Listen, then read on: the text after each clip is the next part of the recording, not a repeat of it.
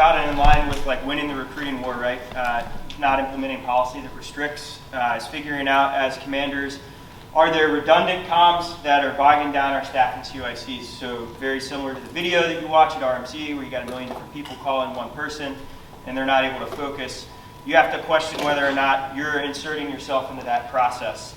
Myself personally, I only talk to my staff and CYCs once or twice a week personally.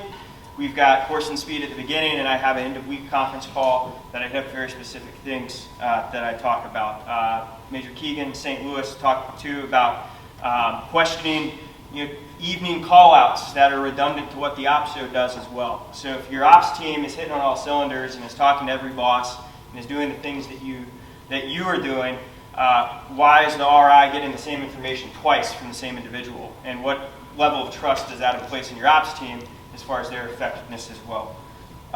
Working through the command group.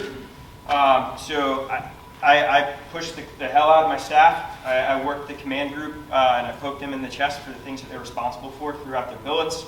I message through the command group pretty regularly to get after the effects that I want per the mission. And I know some of the guys in the back do things similarly as well. I plan my command group visits like a raid. So planned insert, planned extract. I email the night before the items that I want to talk through. I go into McChrist and analyze the information. It's all the same stuff that I'm sure a lot of you guys do. But that way, I spend less time analyzing the problem with the staff and CYC, and I have them do a read ahead for what I want to talk about. We talk about what's important, and if I want to spend time with a recruiter to do a ride along and get some face-to-face time with that recruiter, I will. If I don't have a good reason to be there, I will extract and go back to the RS headquarters or ops if it's one of my metro stations and it's within a drive. Obviously, if I'm going out to Bismarck, that's like a whole 2-3 day evolution, so I'll be sticking around there a little bit longer.